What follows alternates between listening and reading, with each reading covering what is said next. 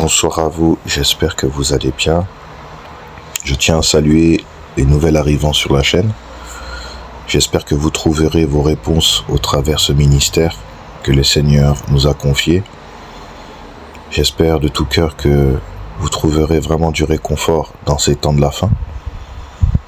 À savoir que tout ce qui se passe aujourd'hui, nous allons l'exposer concernant les prophéties bibliques. C'est quelque chose que tout le monde doit être attentif aujourd'hui. Je tiens à saluer aussi des personnes qui ne sont pas encore converties au roi des rois et que le Seigneur les a appelés tout simplement à venir à lui. Ce sont des élus parce que Dieu a choisi dans chaque génération ceux qui sauveraient. Donc vous êtes sûrement des élus du Seigneur aussi.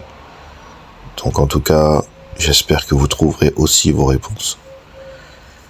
Et je m'adresse, en tout cas à l'épouse du Seigneur Jésus-Christ, celle qui se prépare, celle qui extirpée du monde, celle qui a compris que le système religieux généralisé se retourne contre les Écritures.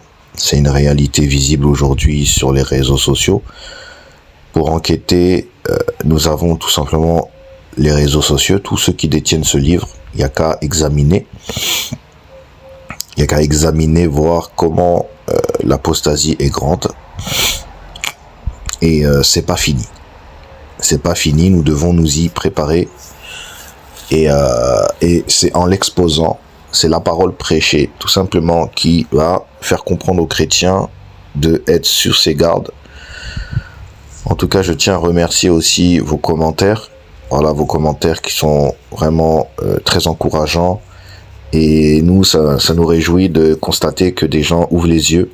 Tout simplement, nous, ça nous fait plaisir. On est vraiment dans la joie de voir cela, de voir que des gens ouvrent les yeux et découvrent en fait cette supercherie aujourd'hui qu'il y a dans l'église. Tout simplement, quand je parle de l'église, je parle d'une manière générale. Tous ceux qui détiennent ce livre, il y a des vrais et il y a énormément de faux. Donc c'est vraiment une réjouissance de voir que des gens ouvrent les yeux et qui réalisent la gravité de ce qui est en train d'arriver. Donc cela permet aux hommes et aux femmes de se préserver tout simplement. Et nous allons continuer à exposer cette apostasie. Tous ceux qui se lèvent contre la parole du Seigneur, tous ceux qui prennent la place du Seigneur Jésus-Christ, tous ceux qui veulent se glorifier dans leur chair au travers des chaînes YouTube, au travers des cultes, au travers des systèmes qu'ils ont mis en place pour se faire aduler par les hommes, ou pour recevoir une espèce de notoriété ou autorité sur YouTube en voulant annoncer des choses mais qu'ils ne vivent pas. Il y a toutes sortes de folies en fait, et nous examinons les choses. Nous voulons vraiment avoir une profondeur concernant ce danger qui arrive dans l'église et d'avertir le peuple de Dieu tout simplement des ruses de la chair de l'homme, tout simplement qui veut tout simplement recevoir de la gloire, recevoir recevoir de la popularité, recevoir des acclamations.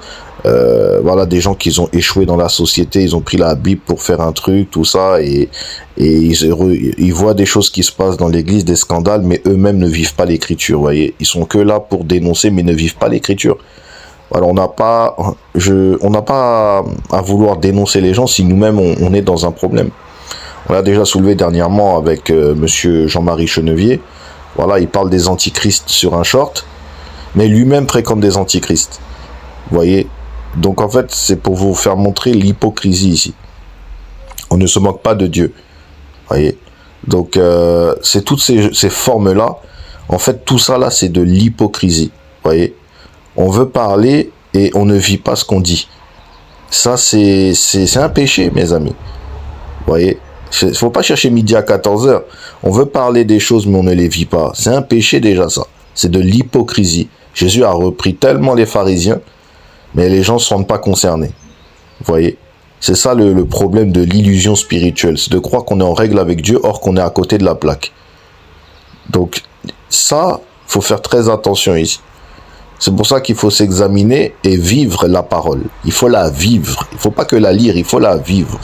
C'est ça qui crée des scandales dans l'église. C'est que les gens veulent enseigner, mais ils ne vivent même pas l'écriture, frères et sœurs. Vous voyez, ça, c'est un gros problème. Mais malheureusement, beaucoup de personnes tombent dans le piège. Pourquoi? Parce qu'ils se basent sur la foule. Ils voient qu'il y a des chaînes à 100 millions d'abonnés. Ils pensent que c'est là-bas la vérité. Parce qu'ils voient des gens qui envoient des commentaires, Amen, gloire à Dieu, que Dieu vous bénisse, tout ça, et qu'il y a 10 000 vues, 20 000, 45 000 vues sur une vidéo, ils pensent que c'est la vérité. C'est le chemin large et spacieux ici. Vous voyez? Et ce chemin large et spacieux est aussi spirituel. Il n'est pas que physique, hein, il est spirituel. Donc on est là pour avertir les frères et sœurs qui sont fidèles en Christ et qui veulent s'en sortir. Qui veulent s'en sortir. Pas des gens qui veulent rester dans cet état. Donc en fait, c'est quelque chose de très très important ce qu'on va prendre ici. Ce passage de l'Écriture va nous interpeller. Il nous est tous adressé. Pour tous ceux qui veulent s'en sortir. Pour tous ceux qui se réclament d'être de Jésus-Christ. Eh bien, c'est un passage qui nous est concerné, frères et sœurs. Aujourd'hui, c'est très grave ce qui se passe 2000 ans plus tard. Regardons ce que l'apôtre Paul va dire dans Actes, frères et sœurs. On va aller ensemble dans Acte 20, s'il vous plaît. Prenez la parole du Seigneur, frères et sœurs. Acte 20, au verset 17, frères et sœurs. Je répète, Acte, chapitre 20, au verset 17. Ceux qui ne savent pas les mots coupés comme ça, c'est Acte des apôtres. Voilà. Acte des apôtres, au chapitre 20 ou à partir du verset 17, frères et sœurs. Nous allons voir ici comment l'apôtre Paul va parler aux responsables d'église d'Éphèse. Et nous devons en tirer une conclusion ici. Une conclusion qui est réelle. C'est l'apostasie. Vous comprenez, c'est l'ennemi qui est rentré dans le corps de Christ depuis l'église primitive et qui va que s'intensifier jusqu'au retour du Messie.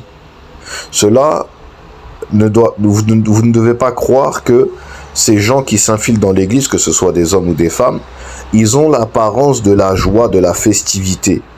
Ils sont décorés en habits de brebis. Vous comprenez? Ils ont l'apparence d'un vrai chrétien, ils parlent comme un chrétien, ils connaissent la Bible, ils ont des sourires, ils sont heureux, ils mènent une vie confortable. Il y a des signes que le Seigneur nous a donnés dans les Écritures. Donc en fait, de négliger cela, l'homme est pris, il est piqué.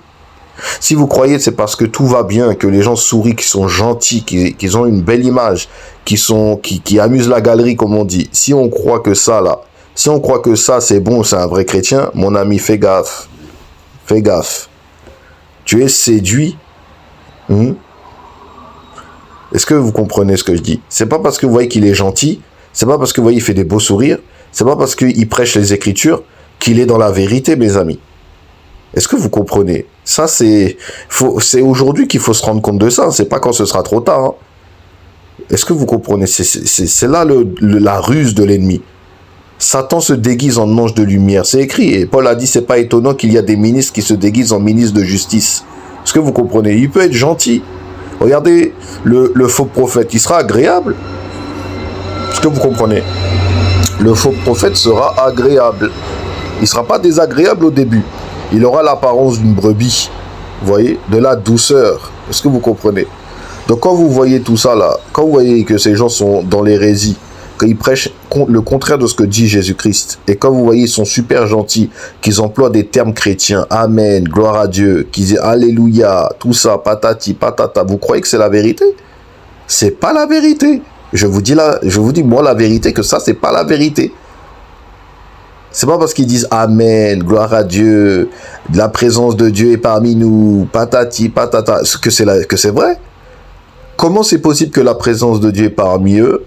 Ils prêchent le contraire de ce que dit la Bible. Comment c'est possible?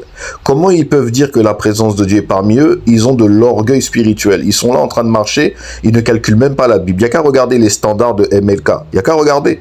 Ils sont sur le podium, celui qui dirige là. Il est sur le podium, il fait que parler. C'est du théâtre. C'est du théâtre et les gens, ils rigolent, les gens, ils acclament, tout ça. Il est là en train de parler, en train de faire son show. Hein, et les gens sont là en train de s'asseoir et approuver cela. Mais, mes amis, vous croyez que c'est ça l'évangile? Est-ce que c'est ça l'évangile? Est-ce que c'est ça vivre l'évangile? Hein? C'est ça que les gens ne comprennent pas. Est-ce que c'est ça vivre l'évangile?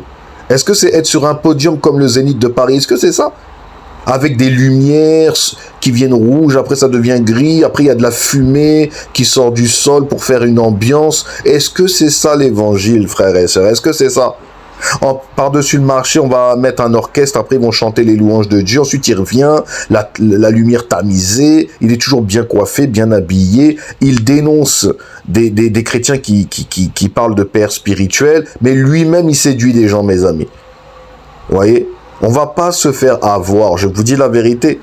Hein, il est là en train de marcher, il est en train de faire un show avec un petit micro façon, comme les spécialistes là, hein, d'entreprise, et il calcule même pas la parole de Dieu. Il y a même pas la Bible. Vous comprenez? Il n'y a même pas la Bible, il n'y a même pas l'autorité, frères et sœurs. Il peut dénoncer des fausses doctrines, mais lui-même, c'est pour mieux séduire les chrétiens. Est-ce que vous comprenez ça? C'est une ruse de l'ennemi. Beaucoup tombent dans cela. Il dénonce les pères spirituels, mais lui-même est dedans. Lui-même, il s'assoit avec ces gens qui dénoncent les pères spirituels. Est-ce que vous comprenez le chaos, mes amis? Hein? Il dénonce les pères spirituels et il est assis avec ceux qui prêchent les pères spirituels. Il est assis avec eux, il y a des photos qui sont en circulation. Il est avec eux. Est-ce que vous voyez la manipulation des chrétiens, frères et sœurs? Est-ce que vous voyez? J'espère que vous voyez, parce que quand ce sera trop tard, c'est trop tard. Hein. Quand l'homme a décidé de suivre un bouc, il ira avec le bouc. Hein. Je vous dis. On l'a vu dernièrement, là. Il dénonce les pères spirituels. Hein? Mais lui-même est avec eux, il est assis avec eux. Il est en photo, il est grillé. Les œuvres sont manifestées. Il parle de quelque chose que lui-même approuve, en fait. Si tu n'es pas d'accord avec une doctrine, pourquoi tu fréquentes ces gens-là? Hypocrite. Vous voyez, ça, c'est l'hypocrisie, mes amis. Vous voyez? Comment aujourd'hui les chrétiens ne voient pas ça? C'est pour ça qu'on va parler de ça. On va appuyer là-dessus, afin que les chrétiens puissent s'en sortir. Parce que si nous, on le voit et on ne dit pas, on aura des comptes à rendre. On va l'exposer aussi pour que les chrétiens voient clair. Vous voyez, c'est notre rôle. Mais quand vous voyez quelqu'un qui dénonce les pères spirituels, par exemple, c'est un exemple, hein, mais ça c'est... Dernièrement, on a vu là, monsieur de MLK, là, il dénonce les pères spirituels, là, et ensuite, il va s'asseoir avec des pères spirituels, mes amis. Hein? Mais vous voyez pas la confusion ici? Vous voyez pas comment l'ennemi se moque des chrétiens? Et les chrétiens approuvent cela. Comment c'est possible que lui, les gens le reprennent pas? Mais tu viens de dénoncer là des gens là qui ont des pères spirituels et toi tu es avec eux. Tu vois pas l'hypocrisie ici? Hein? C'est comme si vous avez un groupe d'amis. Vous avez un groupe d'amis, hein? Et vous vous aimez entre vous. D'accord? Vous vous aimez, tout ça. 5 amis, hommes et femmes mélangés, ils s'aiment bien, ils partent en voyage ensemble, tout ça. Et une dedans fait que critiquer une autre personne. Il fait que critiquer la personne, critiquer de ses œuvres. Elle critique, elle fait que ça la personne. Ses œuvres, regardez ce qu'elle fait, tout ça, patati. Et plus tard, ils sont en train de boire un Tropico, mes amis. Ils sont en train de boire un Tropico dans un bar. Et vous voyez ça. Comment vous allez vous sentir, frère et sœur? Vous allez penser quoi quand vous allez analyser cette scène? Qu'est-ce que vous allez penser? Déjà, selon le monde, qu'est-ce que vous allez dire dans votre esprit? Vous allez dire quoi? Ah, cette personne-là fait que critiquer cette personne, mais elle se retrouve à table avec, en train de boire un Tropico. Hein? Vous allez penser quoi? Et dans la chrétienté, vous ne faites pas cela. Mais mes amis, attention, c'est pire. Vous voyez l'exemple terrible? Vous êtes avec quelqu'un, il fait que parler mal de la personne, de ses œuvres. En gros, il dénonce des pères spirituels, tout ça. Et il n'arrête pas de parler de lui comme quoi, oui, regardez ce qu'il dit, regardez ce qu'il dit là, tout ça, il dénonce. Et ensuite, vous le trouvez 2 jours plus tard en train de rigoler et boire des tropicaux au bar, mes amis. Vous allez penser quoi? Vous allez dire, mais attends, mais il se moque de nous, quoi. Vous voyez la confusion? Eh bien, comment c'est possible que dans l'église, ça se produit? Hein? Comment on tolère cela? Comment on accepte cela? Comment ceux qui le suivent acceptent cela? Pourquoi ils ne reprennent pas ce monsieur-là? Hein? Vous voyez un peu? Et vous pensez que devant le Seigneur, ça va passer? Aïe, aïe, aïe. Je crois qu'on ne connaît pas Jésus-Christ. Je vous dis la vérité. On ne connaît pas le Seigneur. Je vous dis. Hein? Donc voilà, c'était pour déjà commencer à faire comprendre aux gens, déjà ici, ce comportement. Déjà, ce comportement-là, tu dénonces des gens et tu es assis après avec eux, tu es bien filmé comme il faut. C'est bien filmé. Hein? Tu crois qu'on voit pas? Mes amis, on va. S'il faut, je vais exposer leur tête. Hein. Je vous l'ai déjà dit. Donc on va montrer ce que Paul a dit ici, frères et sœurs. Donc dans Acte 20, verset 17, l'apôtre Paul va partir, va quitter ces personnes, il va plus jamais les revoir. C'est ce que Paul va dire ici. C'est un adieu en fait. Vous voyez? Et il va donner un message avant de partir. Et nous devons, nous, tenir ferme sur ce que dit l'apôtre Paul. Nous devons tenir ferme jusqu'à la fin. Ce que Paul va dire ici, ça concerne jusqu'à la fin des temps, frères et sœurs. C'est très important ici, ce qui est dit. Continuons. Cependant, de Milet, Paul envoya chercher à Éphèse les anciens de l'Église. Écoutez bien, c'est des anciens de l'Église. Hein. Vous comprenez? Je relis. Cependant, de Milet, Paul envoya chercher à Éphèse les anciens de l'Église. Lorsqu'il fut arrivé vers lui, il leur dit, donc l'apôtre Paul va dire, « Vous savez de quelle manière, depuis le premier jour où je suis entré en Asie, je me suis sans cesse conduit avec vous, servant le Seigneur en toute humilité, avec larmes et au milieu des épreuves que me suscitaient les embûches des Juifs. » Regardez ce cœur, mes amis. Regardez ce cœur. Regardez, c'est magnifique. Le Seigneur l'a travaillé, mais il faut voir quel était cet homme que Dieu a utilisé. Regardez, servant le Seigneur.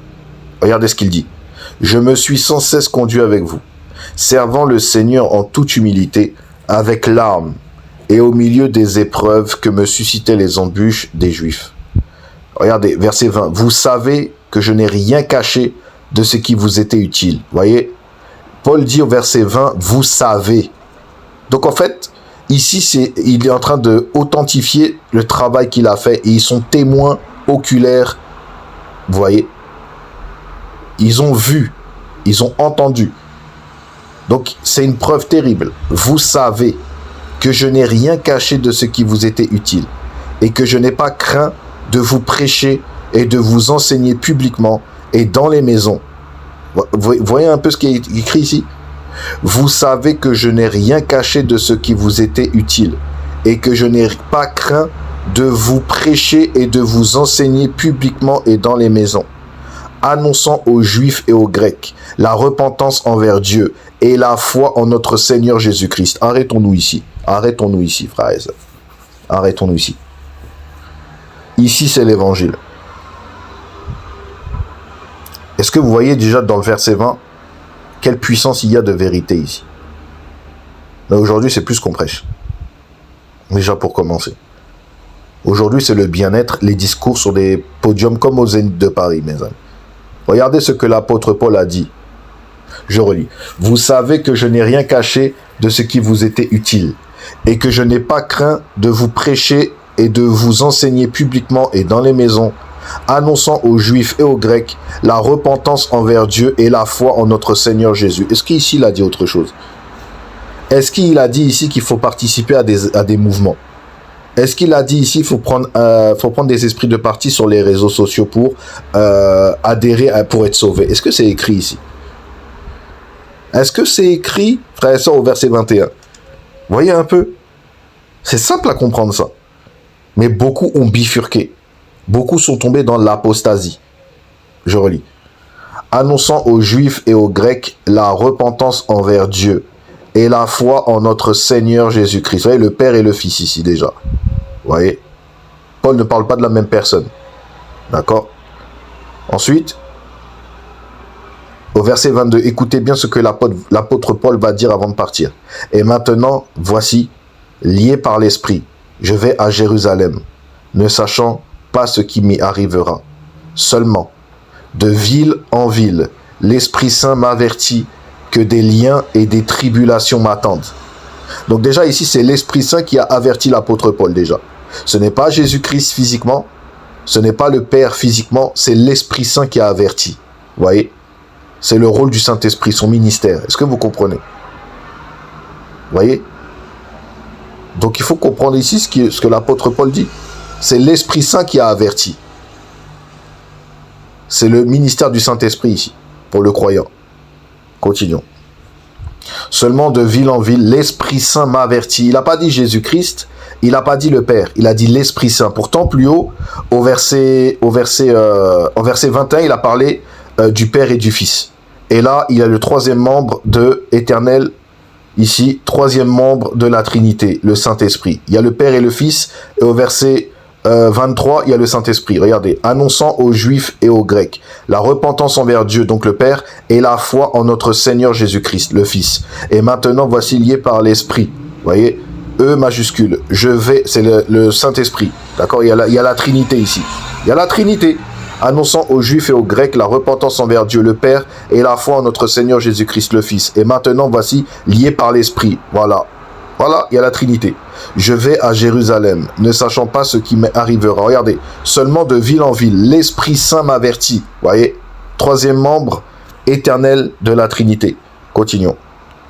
Seulement de ville en ville, l'Esprit Saint m'avertit. Il n'a pas dit Dieu et il n'a pas dit le Fils. C'est le Saint-Esprit qui a parlé. Il l'a averti. Voyez, seulement de ville en ville, l'Esprit Saint m'avertit que des liens et des tribulations m'attendent. Vous voyez, frères et sœurs, c'est le ministère du Saint-Esprit. Le Saint-Esprit est Dieu. Vous voyez, il y a un seul Dieu. Voilà. Mais il y a trois personnes dans la divinité. Continuons. Mais l'apôtre Paul dit, verset 24, « Mais je ne fais pour moi-même aucun cas de ma vie, comme si elle m'était précieuse. » Voilà comment le chrétien doit penser. Quand il sert le Seigneur, voilà comme la condition spirituelle d'un chrétien, d'un vrai chrétien. Un vrai chrétien converti. Voilà le cœur ici de la vie de l'apôtre Paul. Et nous devons prendre exemple. Ça, c'est un signe de la véritable conversion. Vous voyez?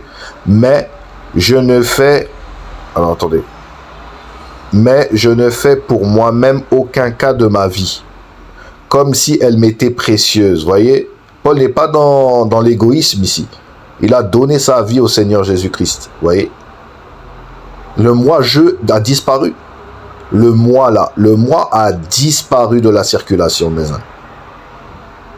Voyez, voilà un des véritables ministères qui a été donné à l'apôtre Paul. Eh oui, c'est voilà quand le Seigneur a dit dans Matthieu, celui qui veut venir après moi, qu'il renonce à lui-même. Eh ben c'est ça. Eh oui. Regardez, mais je ne fais pour moi-même aucun cas de ma vie, comme si elle m'était précieuse, pourvu que j'accomplisse ma course avec joie et le ministère que j'ai reçu du Seigneur Jésus, d'annoncer la bonne nouvelle de la grâce de Dieu. Voyez encore le Père et Fils. Voyez, c'est magnifique, hein? Continuons. Mais je ne fais pour moi-même aucun cas de ma vie, comme si elle m'était précieuse, pourvu que j'accomplisse ma course avec joie et le ministère que j'ai reçu du Seigneur Jésus. Il dit bien Seigneur Jésus, pas que Jésus, Seigneur Jésus. Voyez, continuons. D'annoncer la bonne nouvelle de la grâce de Dieu. Écoutez le verset 25. Et maintenant, voici, je sais que vous ne verrez plus mon visage, vous tous au milieu desquels j'ai passé en prêchant le royaume de Dieu. C'est pourquoi je vous déclare aujourd'hui, alors là, attention, c'est pourquoi je vous déclare aujourd'hui que je suis pur du sang de vous tous, car je vous ai annoncé tout le conseil de Dieu sans en rien cacher. Voyez, voilà un véritable converti. Voilà un véritable chrétien. Il va prêcher toute la parole de Dieu, que ça plaise ou pas. Voyez, c'est... Voilà. Il dit que je suis pur du sang de vous tous. Pourquoi? Parce qu'il n'a rien caché. Quand on commence à cacher des choses de l'écriture, mes amis, c'est compliqué. Hein? On ne veut pas trop dire ça. On ne veut pas trop dire ça parce que ça risquerait d'offenser.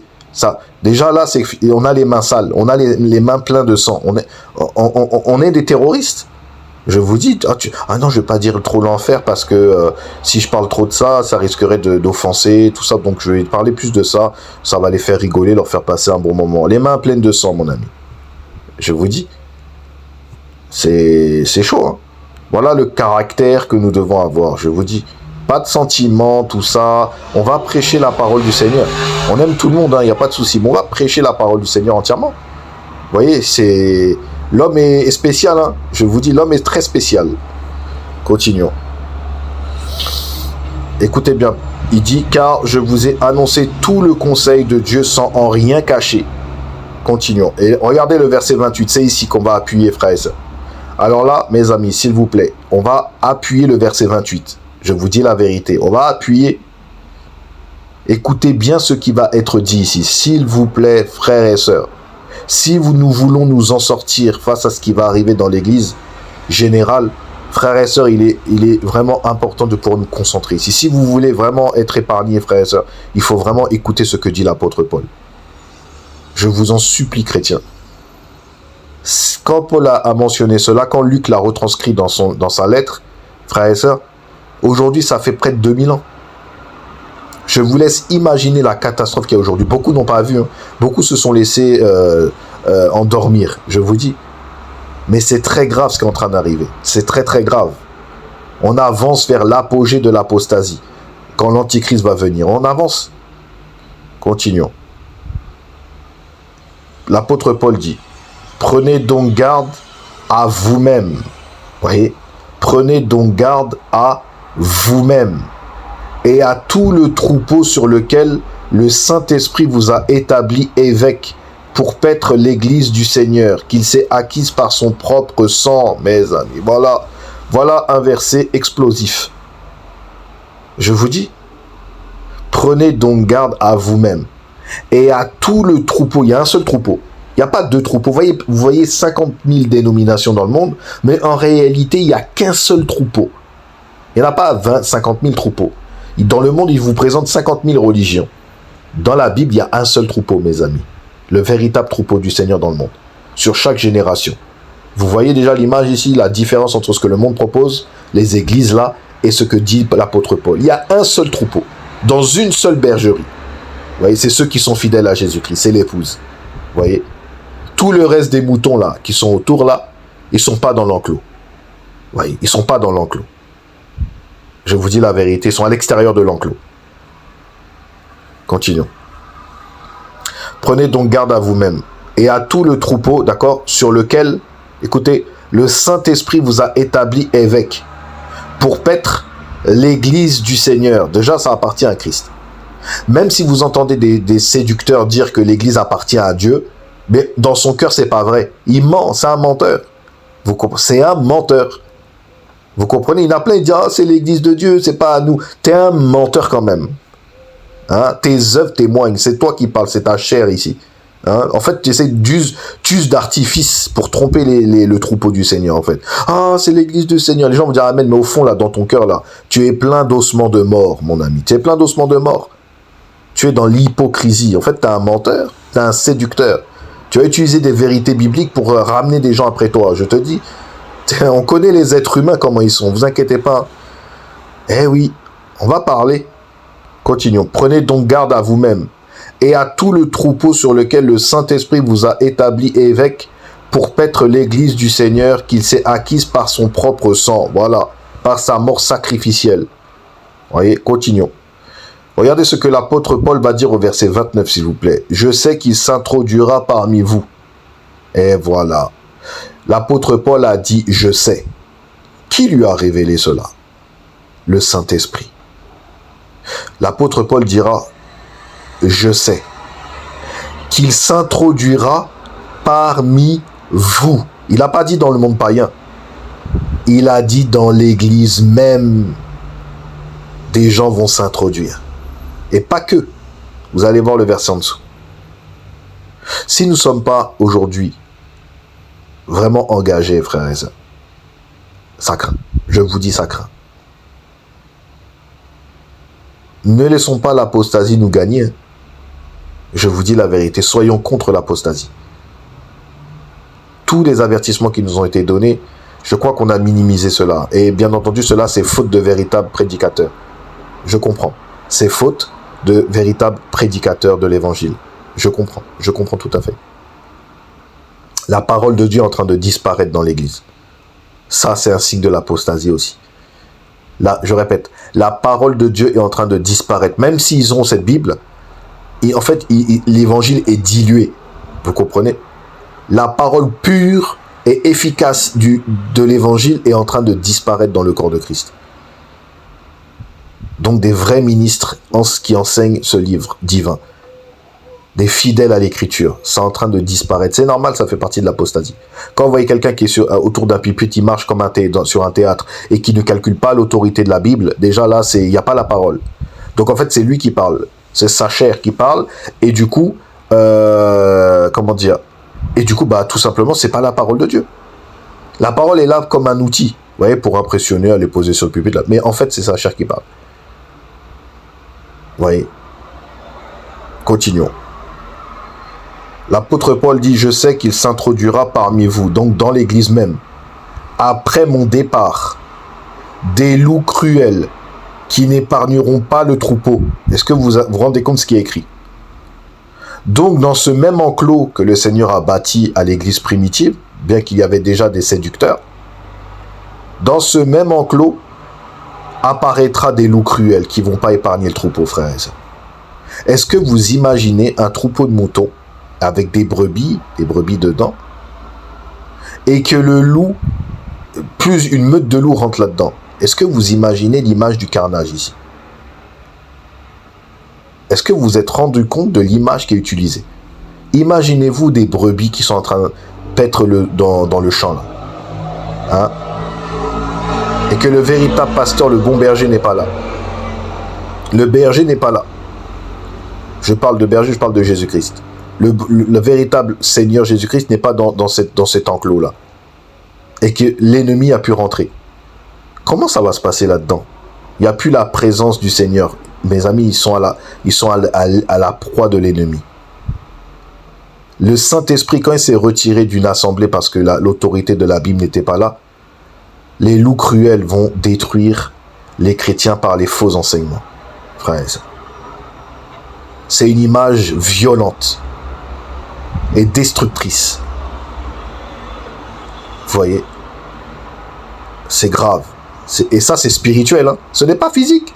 C'est spirituel. Ça fait des dommages très violents. Je sais qu'il s'introduira parmi vous, après mon départ, des loups cruels qui n'épargneront pas le troupeau.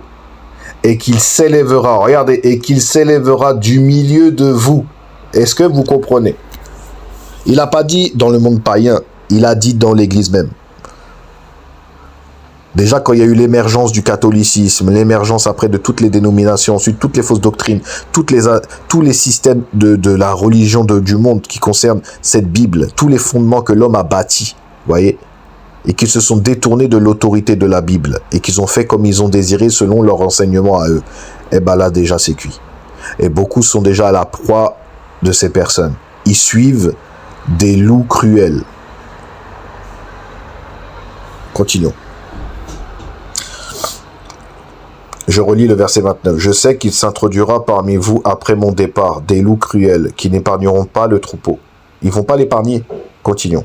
Et qu'il s'élèvera du milieu de vous des hommes qui enseigneront des choses pernicieuses pour entraîner les disciples après eux. Et ben voilà. Et ben voilà. Et voilà ce qu'on a aujourd'hui. Plus de 2000 ans plus tard, je dirais un peu moins de 2000 ans, voilà ce que l'apôtre Paul a dit. Et voilà ce que Luc, son compagnon d'œuvre, a retranscrit dans Actes pour nous avertir. Pourquoi être surpris? Pourquoi être surpris? Il n'y a pas besoin, on a été averti. Alors, nous devons l'exposer, afin que des chrétiens puissent en sortir. Et que le Seigneur a déjà prévu ceux qui vont sortir de ces systèmes-là. Le système, l'apostasia. Vous voyez, continuons. Et qu'il s'élèvera du milieu de vous des hommes. Donc, les gens qui vont s'élever au milieu, c'est spirituel encore une fois. C'est dans le monde entier, même au travers les chaînes YouTube. Hein. D'accord? C'est des gens qui se sont infiltrés avec la Bible et qui enseignent sur Internet aussi. Il y a ça aussi. Hein. C'est pas que sous le plan physique. Hein, voilà, attention. Hein. C'est spirituel ici. Et qu'il s'élèvera du milieu de vous des hommes qui enseigneront des choses pernicieuses pour entraîner les disciples après eux. Quand on dit que Jésus c'est le Père, déjà là c'est ça. Quand on dit que le repas du Seigneur n'a plus besoin de le faire, déjà ça c'est ça ici. Quand on dit qu'il y a des pères spirituels, déjà ça c'est ça ici. Vous voyez, j'énumère un petit peu les gros caractères de l'apostasie là. Après il y a des choses beaucoup plus subtiles. Mais là ça c'est tellement gros qu'on doit se faire plaisir de le dire. Vous voyez. Continuons. Je relis. Et qu'il s'élèvera du milieu de vous des hommes qui enseigneront des choses pernicieuses pour entraîner les disciples après eux. Voilà. Ensuite, au verset 31, l'apôtre Paul dit, « Veillez donc, vous souvenant que durant 3 années, je n'ai cessé nuit et jour d'exhorter avec larmes chacun de vous. » Vous vous rendez compte la patience que le Seigneur lui a donnée, chacun de vous. Voyez. Continuons. L'apôtre Paul dit, « Et maintenant, je vous recommande à Dieu. » Et quoi? Et qu'est-ce qu'il dit là? Et à la parole de sa grâce. Est-ce que vous vous rendez compte? Vous voyez? Il a bien dit cela. Je relis. Et maintenant, je vous recommande à Dieu et à la parole de sa grâce, à celui qui peut édifier et donner l'héritage avec tous les sanctifiés. L'apôtre Paul dit, je n'ai désiré ni l'argent, ni l'or, ni les vêtements de personne. Vous savez vous-même que ces mains ont pourvu à mes besoins et à ceux des personnes qui étaient avec moi. Je vous ai montré de toute manière que c'est en travaillant ainsi qu'il faut soutenir les faibles et se rappeler les paroles du Seigneur qui a dit lui-même, il y a plus de bonheur à donner qu'à recevoir. Après avoir ainsi parlé, il se mit à genoux et il pria avec eux tous. Oh là là, quelle image magnifique. Voilà l'amour de l'église du Seigneur, mes amis. Ils se sont tous mis à genoux, frères et sœurs. Même l'apôtre Paul s'est mis à genoux. Tout le monde s'est mis à genoux. Ils aimaient tellement Paul, mes amis. Continuons. Après avoir ainsi parlé, il se mit à genoux. C'est Paul qui se met à genoux, frères et sœurs. Il y a un « il » ici, il n'y a pas de « s ». C'est l'apôtre Paul qui se met à genoux, frères et sœurs. Lui qui a enseigné, qui a fondé ces églises. Hein? Est-ce que vous vous rendez compte de l'humilité ici? C'est un homme brisé. C'était un homme brisé, frères et sœurs, mais rempli de la puissance de Jésus-Christ. Regardez. Après avoir ainsi parlé, donc Paul, il se mit à genoux et il pria avec eux tous, mes amis. Et tous fondirent en larmes et se jetant au cou de Paul. Alors j'aimerais vous dire que tout le monde était brisé ici. Voyez. Voilà l'amour ici. Voilà l'amour. Il n'y a aucun orgueil spirituel. Aucun. Aucun. Paul a accompli sa mission parfaitement, mes amis. C'est pour vous montrer l'image aujourd'hui, ce qu'on voit. On n'est pas Paul, hein, mais regardez le cœur, mes amis, que le Seigneur lui a donné pour son église. Regardez. N'est-ce pas magnifique? Pourtant, c'est un homme qui a ressuscité des gens. Hein. C'est pas genre il a fait une petite guérison pour un bobo, hein, un doigt comme on voit aujourd'hui, ce chaos là. Hein. Paul a ressuscité des morts, frères et sœurs. Il aurait pu se glorifier ici. Est-ce que c'est pas Paul qui a ressuscité? Nous savons, mais Dieu a utilisé Paul pour ressusciter les personnes. Quand un enfant est tombé de 3 étages, je crois là, il a ramené cette personne à la vie par Jésus-Christ. Vous voyez? Mais regardez ici le caractère. Regardez. Complètement brisé, mes amis. Aucun orgueil spirituel. Zéro. C'est lui-même qui se met à genoux. Oh là là là là. Oh, comment c'est glorieux, mes amis. C'est lui-même qui se met à genoux. Il n'a rien demandé à personne. Hein. Il s'est mis à genoux, mes amis. Voilà l'image de l'humilité. Il connaissait très bien ce que Jésus lui a dit ici. Quand il a dit, je vous le dis en vérité, si vous ne vous convertissez et que vous devenez comme les petits enfants, vous n'entrerez pas dans le royaume des cieux. Voilà, Paul connaissait cette parole. L'humilité précède la gloire. Et Paul l'a prouvé ici. C'est extraordinaire ce que Jésus a fait avec cet homme. Je répète, je vous le dis en vérité, dit le roi des rois. Si vous ne vous convertissez et que vous ne devenez comme les petits enfants, vous n'entrerez pas dans le royaume de Dieu. C'est clair quand même. L'apôtre Paul connaissait très bien cette parole. Il en était animé. C'est l'humilité, mes amis. Ça me dépasse. Quand je vois le ministère que Dieu lui a donné à l'apôtre Paul, et quand je vois son caractère, mes amis, c'est divin, c'est purement divin. Lui qui a persécuté l'église de Dieu, mes amis. Vous voyez pas comment c'est extraordinaire? Lui qui a attaqué l'église. Il a fait mettre des gens en prison. Il a approuvé le meurtre d'Étienne, mes amis. Vous vous rendez compte? Et regardez aujourd'hui cet homme, comment il était. Continuons. Après avoir ainsi parlé, donc l'apôtre Paul, il se mit à genoux et il pria avec eux tous. Et tous fondirent en larmes et se jetant au cou de Paul. Regardez comment il l'aimait. Il l'embrassait, infligé surtout de ce qu'il avait dit qu'il ne verrait plus son visage. Et ils l'accompagnèrent jusqu'au navire. Regardez comment ça a été dur la séparation. Chapitre 21. Acte 21 au verset 1. Regardez comment c'était dur. Nous nous embarquâmes après nous être séparés d'eux. Et quand nous allons dans Darby, c'est intéressant. Je vais prendre Darby. Acte. Pour voir la profondeur de ce que dit ici. La séparation a été difficile en fait. Ça n'a pas été facile. Il dit, et quand nous étant arrachés, dit Darby, la traduction, voilà. Quand le mot séparé est bon, mais il n'y a pas le mot grec, ils n'ont pas, comment ça s'appelle, Louis II n'a pas mis vraiment le bon mot par rapport à la situation dans le texte. Et nous savons là cette tristesse qu'il y a eu de l'amour du Seigneur au milieu d'eux.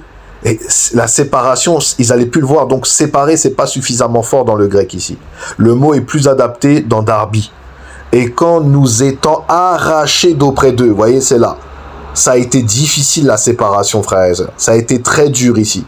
Parce que Paul, il allait mourir pour la gloire du Seigneur. Paul savait très bien qu'il allait mourir. Hein. Il était conscient. Hein. Vous voyez. Donc en fait ici, quand ils se sont séparés au chapitre 21 du verset 1, la version seconde du mot séparé n'est pas bon.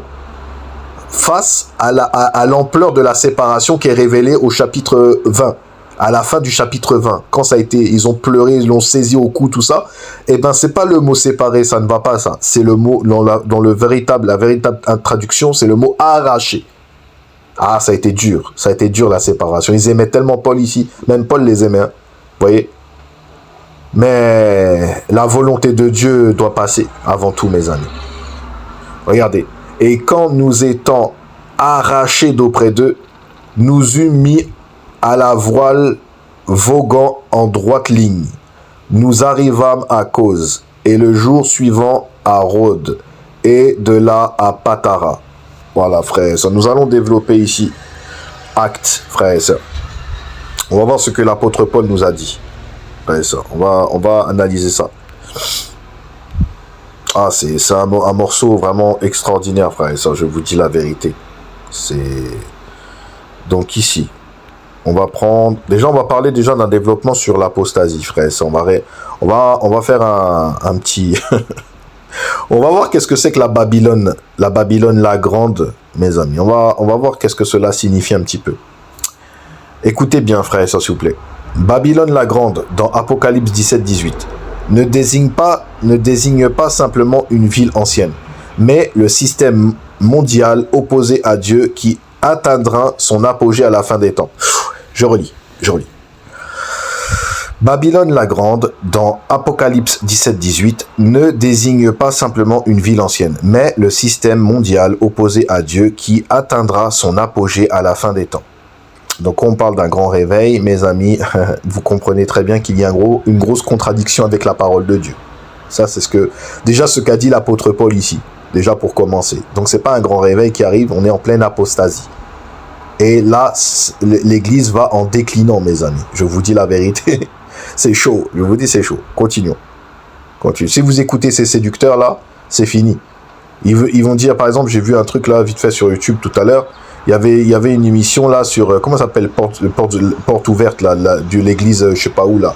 Hein? Et ben là, c'est... Qu'est-ce qu'on voit pour l'église prochainement, pour ces prochaines années, ces 5-30 dernières années, prochaines années, comment nous voyons cela, patati. Je crois que, j'y crois fortement que l'évangile va vraiment toucher beaucoup de personnes. En gros, c'est ce qu'il disait, qu'il y aura, mon ami, t'as pas entendu ce que Paul a dit? T'as pas vu ce que dit la Bible? Voilà comment comment on est aveuglé. On est aveuglé. Je vous dis la vérité, voilà c'est quoi de pas vivre l'évangile. On veut parler, mais on ne vit pas ce qu'on dit. On est aveuglé, on voit rien en fait. On est dans notre système, dans notre confort. On va parler avec notre pensée par rapport à ce qu'on vit. Tout le monde nous acclame, personne ne nous contredit. On dit, tout le monde est bien, tout le monde nous acclame, tout le monde nous écoute, la foule est là, rigole, elle nous applaudit. Comment voulez-vous voir la profondeur de ce que dit l'apôtre Paul? On peut l'utiliser, mais on va croire que nous, on est dans la vérité, alors qu'on on est déjà disqualifié, mes amis. Voilà, aujourd'hui, c'est friand d'être assis autour d'un café, hein, de se filmer, et c'est chaud, mes amis. J'ai pas vu l'apôtre Paul assis avec une tasse de café, là. Ça aussi, c'est un autre chaos, ça. Hein? Ils voient rien, les gens. Ils pensent que dans la fin des temps, les choses vont s'améliorer pour l'évangile. Vu l'état actuel du monde, les gens seront plus sensibles à l'évangile. C'est faux. C'est le contraire. C'est le contraire. Voilà, c'est séducteur, mes amis. Les voilà. Ils sont là. Continuons. Babylone la Grande, dans l'Apocalypse 17-18, ne désigne pas simplement une ville ancienne, mais le système mondial opposé à Dieu qui atteindra son apogée. Donc ça fait que ça a commencé depuis que l'apôtre Paul a parlé, son apogée, c'est-à-dire que ça a commencé depuis l'église primitive et ça atteindra son apogée dans le futur. Donc nous sommes en plein milieu, nous. Vous comprenez? Donc ça va continuer à grandir. Vous voyez? Continue.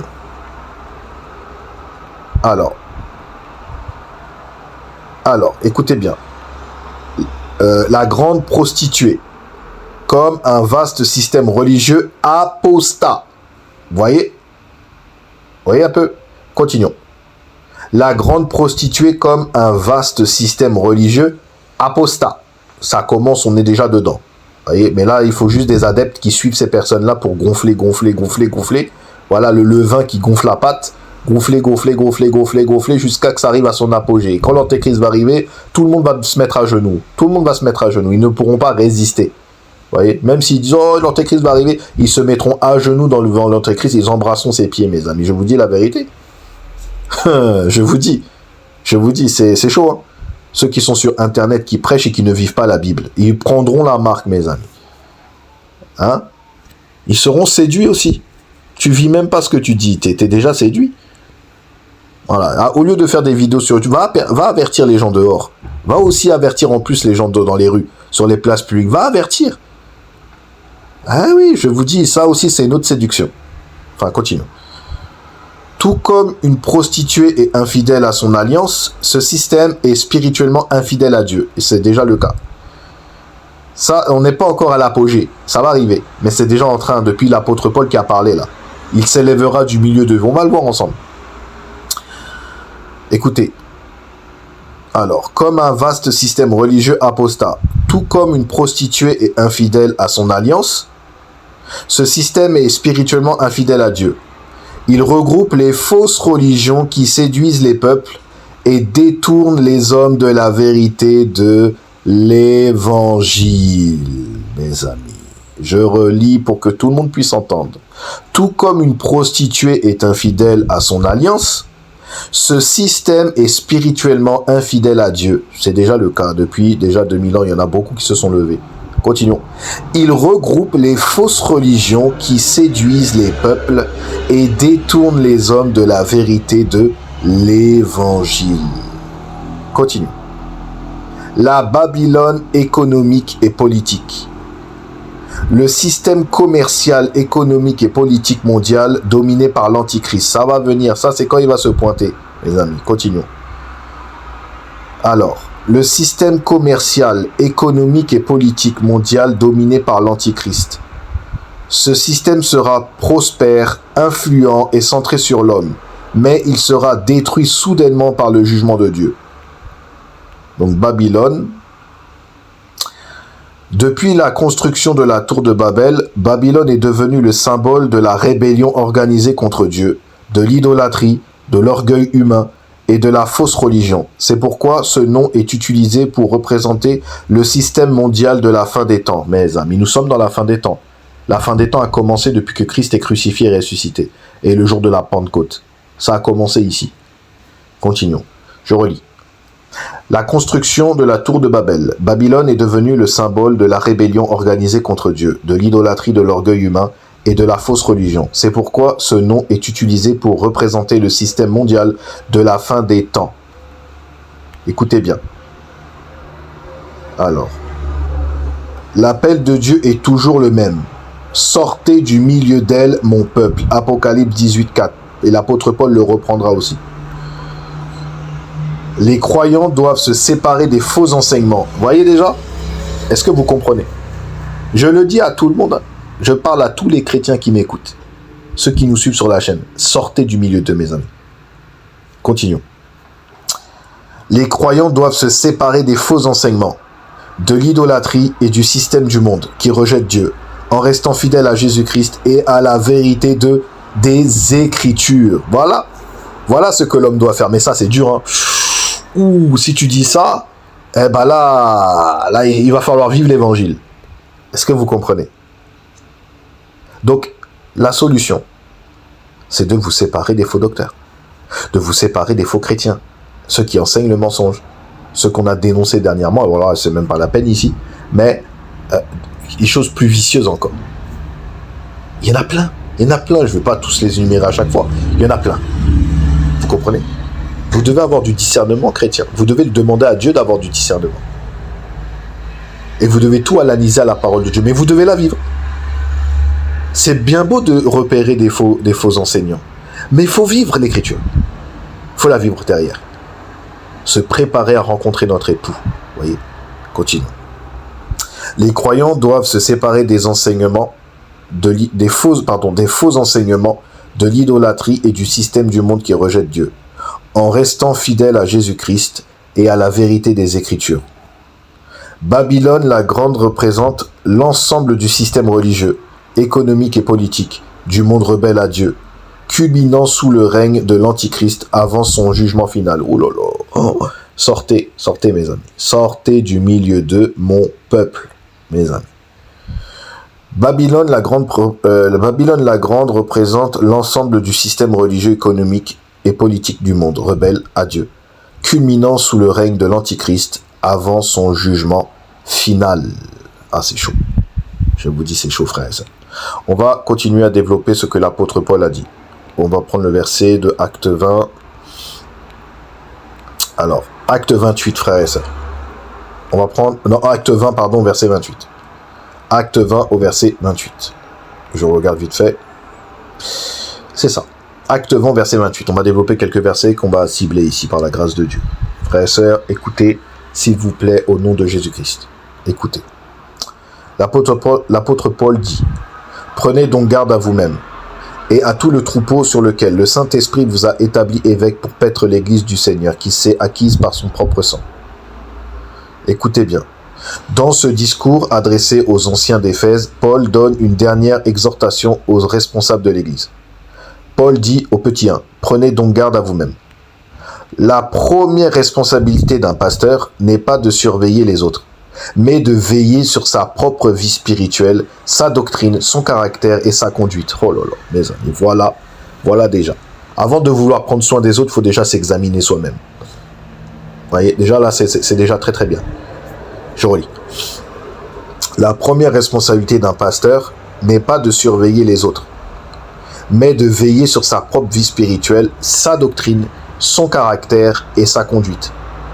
Un responsable qui néglige sa propre relation avec Dieu finit par mettre en danger tout le troupeau, mes amis.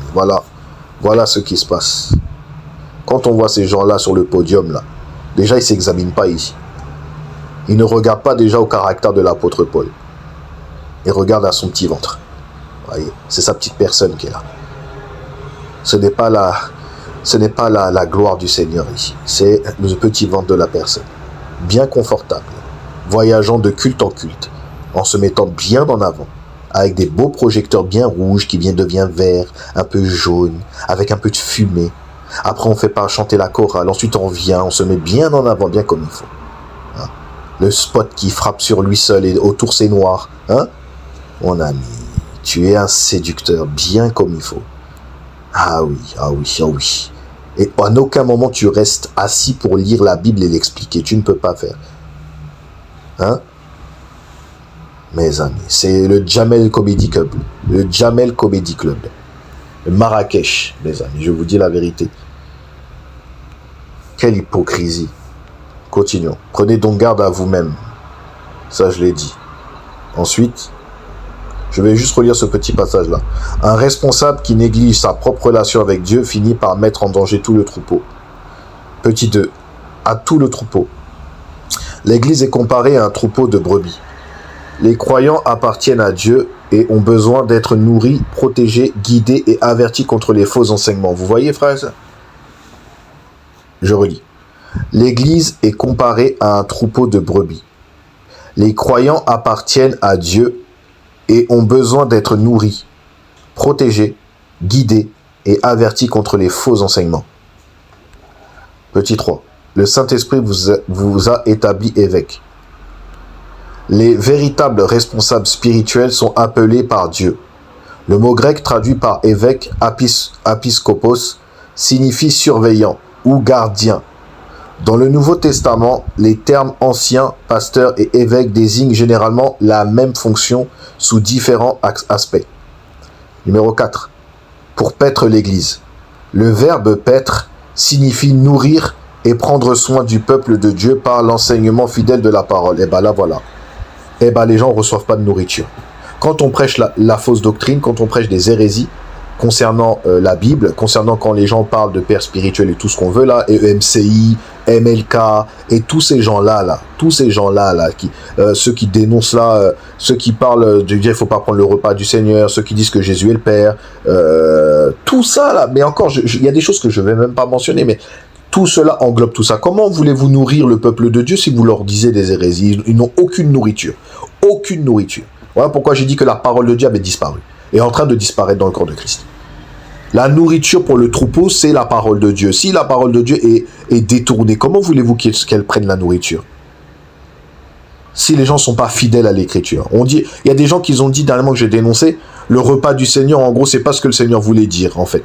De le prendre, de le faire. Mais mon ami, tu es trompé. Si tu meurs comme ça, tu auras des gros problèmes. Comment voulez-vous que le troupeau reçoit la bonne nourriture si on entend des hérésies pareilles? Et qu'on dise que tu as mangé ça en parlant du repas du Seigneur et tu vas aux toilettes jeter ça. En gros, pour dire qu'il n'y a aucune importance. Tu vois pas ton blasphème, mon ami. Tu vois pas que les gens entendent ça et tu abîmes leur conscience. Tu auras des comptes à rendre, mon ami. Tu veux te mettre enseignant, le Seigneur t'a pas recommandé. La preuve sur ce que tu vomis, le Seigneur ne t'a pas recommandé. Il t'a jamais dit d'enseigner le peuple de Dieu. Il t'a jamais dit ça. C'est toi qui es venu sur tes chaînes et tu as commencé à vouloir débattre. Tu as commencé à vouloir faire des partages sur la parole de Dieu, mon ami. Pour quelqu'un qui dit cela, là, est dispensé d'enseigner le peuple de Dieu. Il est dispensé. Le Seigneur ne lui a jamais dit et ne lui dira plus de le faire. Je vous dis la vérité. C'est tellement grave ici ce qui a été dit que déjà le Seigneur t'a jamais recommandé et là tu dois arrêter de faire cela et vivre pour toi. D'accord? Vive, déjà pouvoir te repentir, exposer toute ton abomination sur Internet, déjà pour commencer. Et deuxièmement, arrête d'enseigner, mon ami. Tu as déjà fait suffisamment de dégâts. Hein? Si tu as de l'humilité comme l'apôtre Paul, eh ben arrête de faire cela. Voilà, arrête de faire cela. Je te donne un conseil. Tu as fait trop de dégâts, mon ami. Trop de dégâts. Le troupeau du Seigneur est blessé, ils ne le savent pas, hein, mais ils sont détruits à l'intérieur. Je te dis, mais ils ne le savent pas, ils sont pris par toi. Ils sont détruits. Leur âme est détruite à cause du faux enseignement. Ils ont entendu ça de leurs oreilles, mon ami.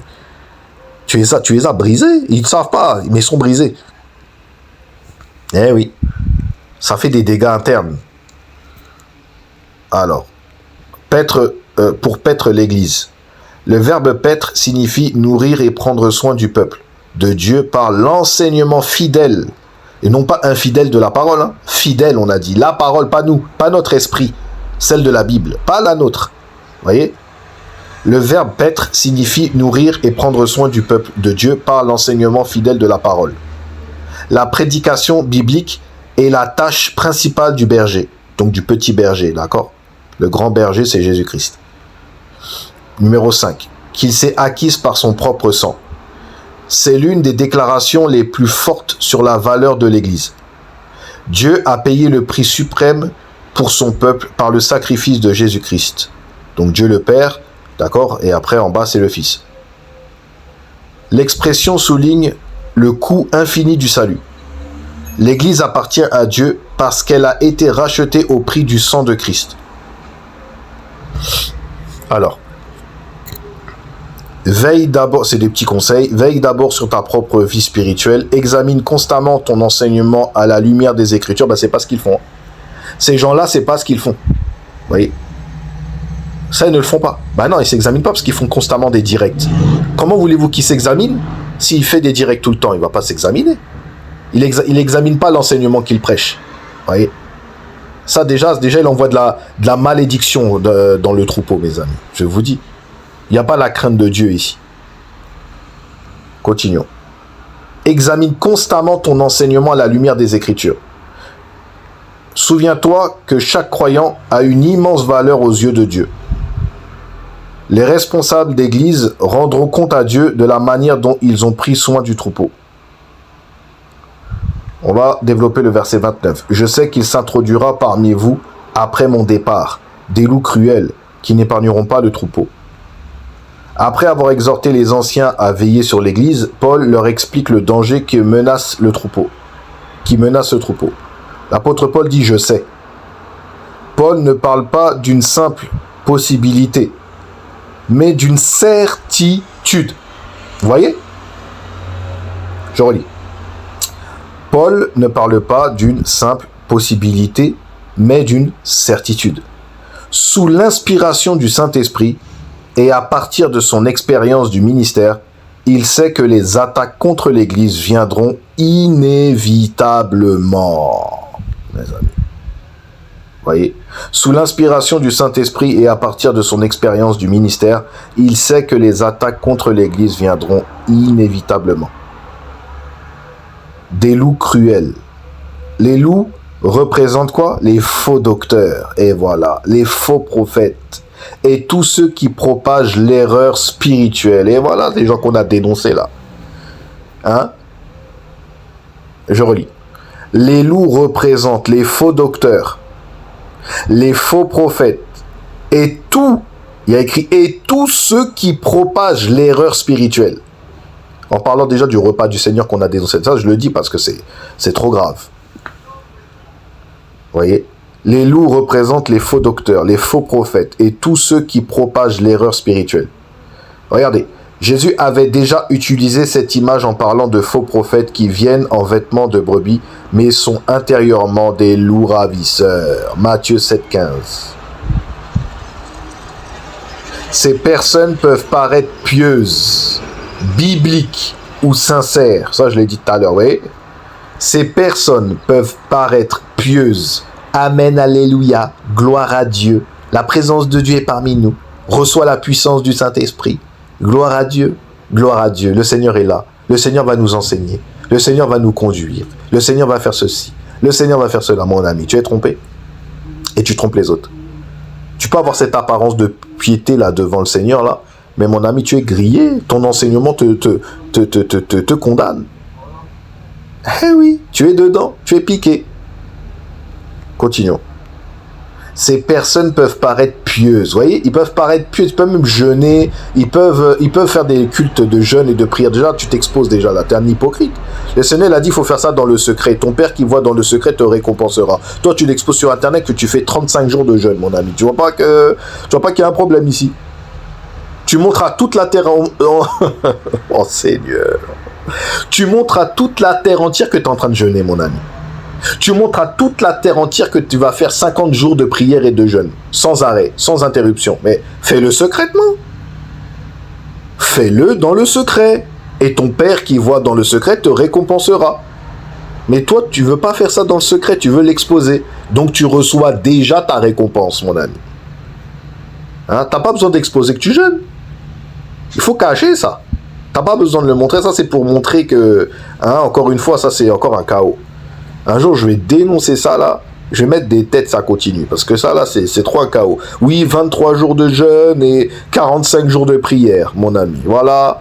Déjà, commence à prier 5 minutes sincèrement, déjà, hein, dans le secret, et ce sera beaucoup plus bénéfique. 5 minutes de prière sincère, cachée dans le secret, en exposant ton cœur à Dieu, ce sera plus bénéfique que 40 jours de prière non-stop. Je te dis la vérité. On va les dénoncer, ça continue. Ça, c'est des séducteurs. Ils entraînent le troupeau après eux, après ces trucs-là. Là. Fou, c'est quand même chaud. Ils n'ont pas vu ce que Jésus a dit. Quand tu pries, va dans ta chambre et ferme ta porte. Et prie là ton Père dans le lieu secret. Et ton Père qui te voit dans le secret te le rendra ou te récompensera. Tu l'as pas vu marquer ça? Hein? Quand tu jeûnes, ne prends pas un l'air triste, tout ça, patati. Il faut cacher. Parfume-toi, tout ça, pour que pas que tu montres aux gens que tu jeûnes. Mais toi, tu fais 45 jours de jeûne, mon ami, non-stop. Mais t'as pas vu ce que Jésus a dit? Tu n'es pas dans la crainte de Dieu d'exposer tes œuvres. T'es pas dans la crainte de Dieu. Tu vois pas que tu séduis le troupeau ici. Hein? C'est pas parce que tu fais ça que tu seras sauvé. Hein? On n'est pas sauvé parce qu'on fait ça.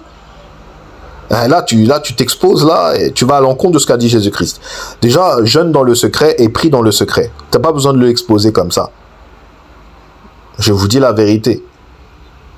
C'est chaud quand même. Aucune crainte du Seigneur. Aucune. Écoutez bien. Ces personnes peuvent paraître pieuses. Bibliques. Vous voyez, bibliques. Ils vont utiliser la Bible. Ils peuvent dire, comme l'autre là de la boutique MLK là, quand il a fait, j'ai vu sur YouTube vite fait là, il dénonce les pères spirituels et il va s'asseoir avec des gens qui est père spirituel. Hein? Tu vois pas le chaos? Tu peux paraître biblique dans ton commerce, mais on voit tes œuvres, tu te mélanges avec eux, tu bois avec eux, tu es content, tu rigoles, tu passes des bons moments, tu pries en photo. Hypocrite. Je te dis la vérité, hypocrite. Eh oui, t'es un hypocrite.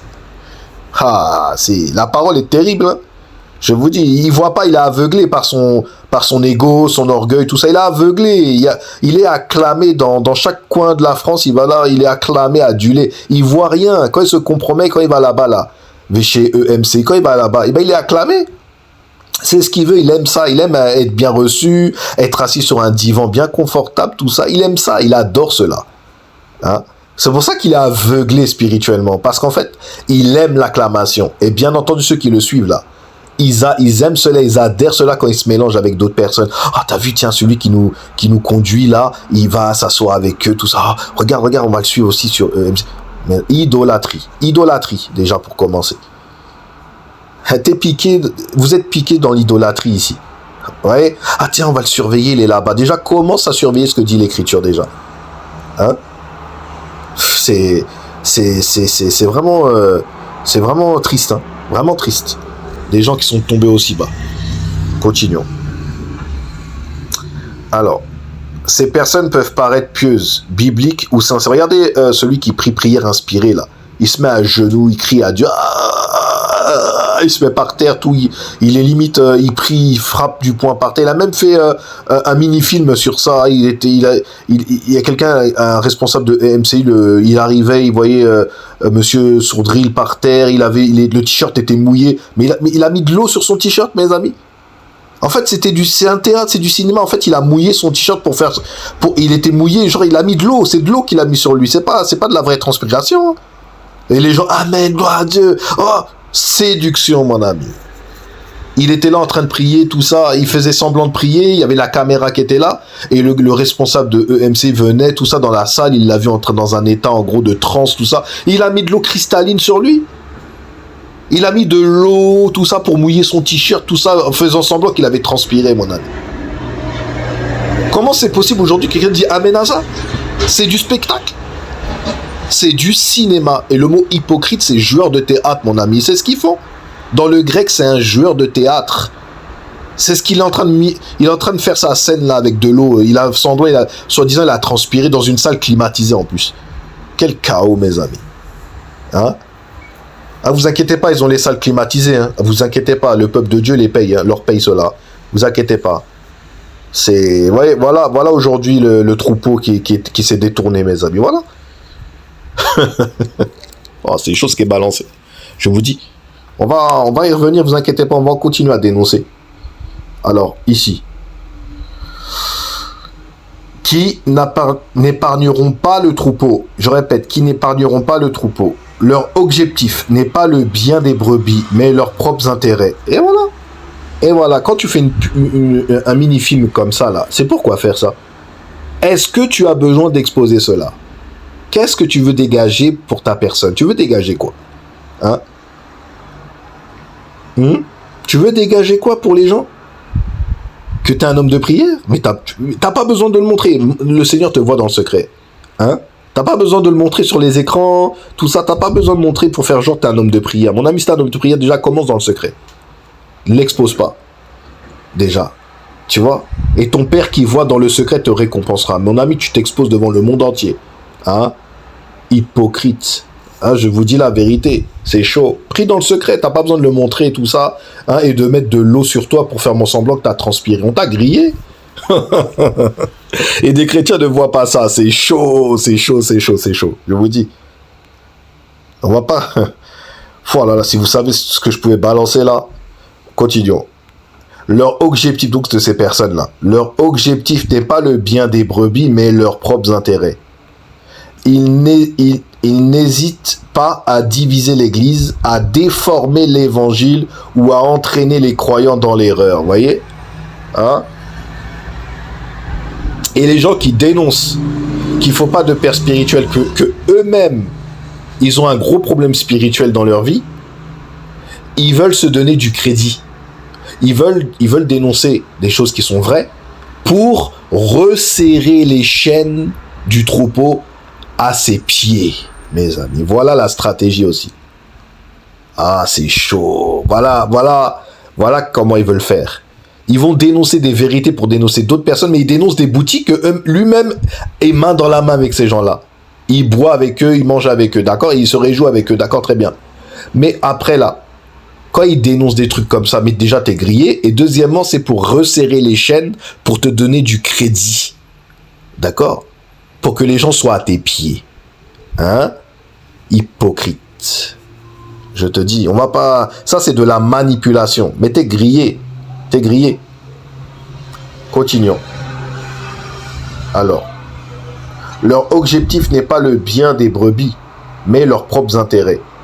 Ils n'hésitent pas à diviser l'Église, à déformer l'Évangile ou à entraîner les croyants dans l'erreur. Le plus grand danger pour l'Église n'est pas la persécution extérieure, mais la corruption doctrinale intérieure. Vous voyez, c'est pas la persécution avec les païens qu'on va proclamer l'Évangile. Non, le danger, c'est à l'intérieur, c'est dans l'Église. C'est là le plus grand danger. C'est pas avec les païens. Les païens ne déforment pas l'Évangile, mais les faux enseignants déforment l'Évangile. Vous voyez? Il y a moins de risques en allant servir le Christ fidèlement selon la Bible dans le monde du paganisme pour proclamer l'évangile. Mais avec la persécution, tu risques rien. Mais dans l'église, là, quand tu commences à te familiariser avec des gens là qui prêchent l'hérésie, le danger il est là. Ah, c'est une image forte. Le plus grand danger pour l'église n'est pas la persécution extérieure, mais la corruption doctrinale intérieure. Les bergers fidèles doivent protéger l'Église contre les fausses doctrines, numéro 1. Enseigner fidèlement toute la parole de Dieu, numéro 2. Discerner les erreurs spirituelles, numéro 3. Et c'est ce que je fais depuis tout à l'heure. C'est ce que je veux. Le Seigneur m'a donné ce don que vous devez avoir aussi par la grâce de Dieu. Vous devez le demander. Mais le Seigneur, je l'ai demandé et je demande toujours qu'il me donne qui m'aiguise dans ce domaine-là. Vous voyez, afin que je puisse l'exposer aux frères et sœurs sur la chaîne. Et bien sûr, ceux avec qui je marche. Je demande au Seigneur qu'il me donne ce talent-là chaque jour. Même s'il me l'a déjà donné, je me demande qu'il me perfectionne chaque jour avec cela. Face à l'apostasie grande. Je veux avoir un discernement par la grâce de Dieu aiguisé. Afin que je puisse dénoncer cela. Ah oui, je vous dis. Pour protéger l'église du Seigneur, même à travers la chaîne. Excusez-moi, il y a les pompiers qui passent là, ou l'ambulance. Vous comprenez? Voilà. Continuons. Ensuite, enseigner fidèlement toute la parole de Dieu. Discerner les erreurs spirituelles. Avertir les croyants lorsque la vérité est compromise. Et voilà le but. Ce verset rappelle que chaque chrétien doit examiner tout enseignement à la lumière de l'Écriture. Voilà. Ce verset rappelle que chaque chrétien doit examiner tout enseignement à la lumière de l'Écriture, comme les Bérétiens dans Actes 17:11. La sincérité d'un prédicateur ne garantit pas la vérité de son message. Oh, ce qui est dit là. Oh là là, sous le plan théologique, c'est terrible. C'est terrible. Continuons. La sincérité d'un prédicateur ne garantit pas la vérité de son message. Seule la fidélité à la parole de Dieu le fait. Oh, j'aime ça. J'aime ce qui a été soulevé ici. Ah voilà, voilà, c'est magnifique. La sincérité d'un prédicateur ne garantit pas la vérité de son message, voyez? Voyez? Quand l'autre il dit ah là-bas des pères spirituels, tout ça, il dénonce ça, mais lui-même va manger avec eux, hein? Bah là, voilà, c'est fini ici, c'est terminé. Il utilise la Bible littérale, mais lui-même son cœur est corrompu. Voilà. La sincérité d'un prédicateur ne garantit pas la vérité de son message. Seule la fidélité à la parole de Dieu le fait. Continuons. Acte 20-30. Explication ici. On va l'expliquer. Acte 20, verset 30. Et qu'il s'élèvera du milieu de vous des hommes qui enseigneront des choses pernicieuses pour entraîner les disciples après eux. Ce verset poursuit l'avertissement de Paul aux anciens d'Éphèse. Après avoir parlé des loups cruels venant de l'extérieur, verset 29, il annonce maintenant un danger encore plus inquiétant. Des faux enseignants surgiront de l'intérieur même de l'Église. Je relis. Ce verset poursuit l'avertissement de Paul aux anciens d'Éphèse. Après avoir parlé des loups cruels venant de l'extérieur, il annonce maintenant un danger encore plus inquiétant. Des faux enseignants surgiront de l'intérieur même de l'Église. Aïe, aïe, aïe. Il s'élèvera du milieu de vous, petit 1. Cela signifie que certains de ceux qui étaient associés à l'Église, voire à ses responsables, s'écarteraient de la vérité. L'ennemi cherche souvent à corrompre l'Église de l'intérieur où il est plus difficile à identifier. Oh là là. Cela signifie que certains de ceux qui étaient associés à l'Église, voire à ses responsables, s'écarteraient de la vérité. L'ennemi cherche souvent à corrompre l'Église de l'intérieur où il est plus difficile à identifier. Des hommes qui enseigneront des choses pernicieuses. Écoutez bien s'il vous plaît, frères et sœurs. Le mot grec évoque l'idée de déformer, tordre ou de détourner la vérité. Terminé. Terminé. Vous voyez? Écoutez. Le mot grec évoque l'idée de déformer, tordre ou détourner la vérité. Ces hommes ne rejetteront pas forcément toute la doctrine chrétienne. Et voilà. Alors là, attention, s'il vous plaît, frères et sœurs. Soyez attentifs ici. S'il vous plaît. S'il vous plaît. Des hommes qui enseigneront des choses pernicieuses. Écoutez s'il vous plaît. Le mot grec évoque l'idée de déformer, tordre ou détourner la vérité. Ces hommes, donc maintenant même ces femmes, ne rejetteront pas forcément toute la doctrine chrétienne. Ils mélangeront souvent vérité et erreur, rendant leur enseignement plus séduisant. Aïe, aïe, aïe, aïe, aïe, aïe, aïe, aïe. Seigneur Jésus-Christ. Vous vous rendez compte, le développement est terrible. Écoutez, je relis. Le mot grec évoque l'idée de déformer, tordre ou détourner la vérité. Ces hommes ne rejetteront pas forcément toute la doctrine chrétienne.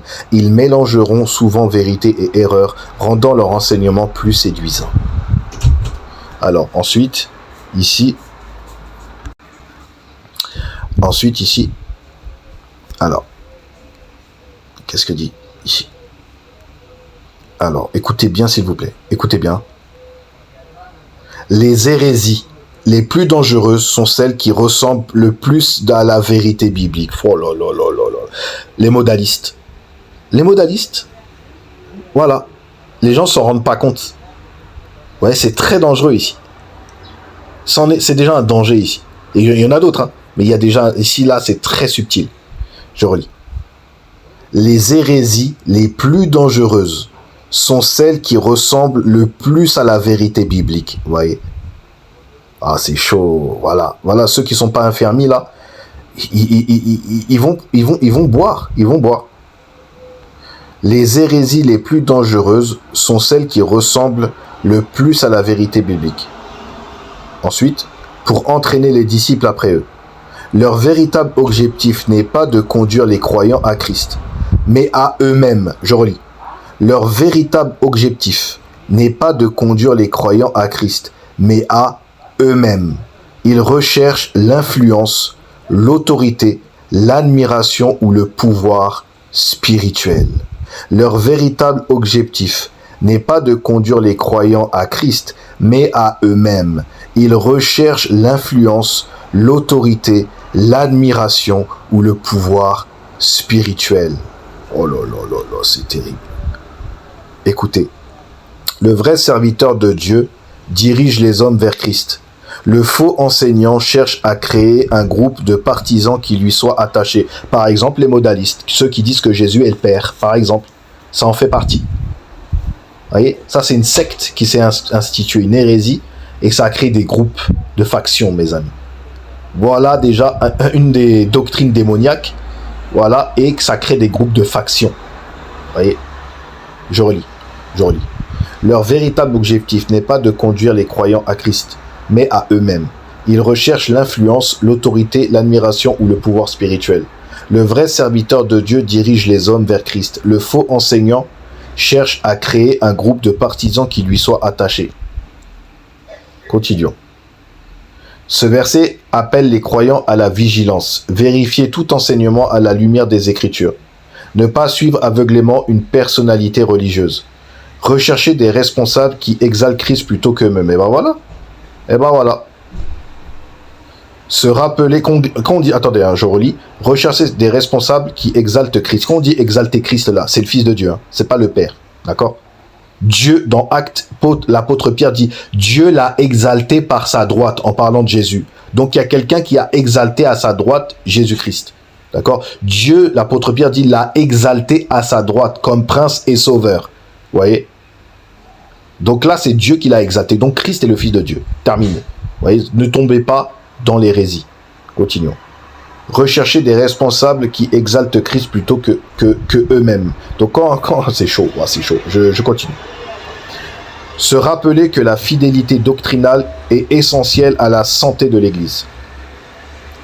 Alors, ce texte au mouvement prédicateur ou enseignant qui place leur expérience, leur révélation personnelle ou leur popularité au-dessus de... Alors, excusez-moi pour la porte. Applique souvent ce texte au mouvement au mouvement prédicateur au pluriel ou enseignant pluriel qui placent leur expérience, leur révélation personnelle ou leur popularité au-dessus de l'autorité de la parole de Dieu. Et ben c'est le cas pour beaucoup de personnes. Déjà, je parle même pas du catholicisme, alors là c'est disqualification directe. Mais il y a des choses beaucoup plus subtiles que le catholicisme, c'est tout ce qu'il y a derrière. Vous voyez? Tout ce qu'il y a devant, je dirais même. Je continue. Écoutez. Ce texte au mouvement, il est appliqué au mouvement pluriel, prédicateur ou enseignant qui placent leur expérience, leur expérience, c'est chaud, vous voyez. Ensuite, leur révélation personnelle ou leur popularité au-dessus de au-dessus de l'autorité de la parole de Dieu. Une église reste protégée lorsqu'elle demeure fermement attachée à l'enseignement biblique fidèle. Écoutez bien. Alors, ici, le verset 31 montre la réaction de Paul face à ce danger.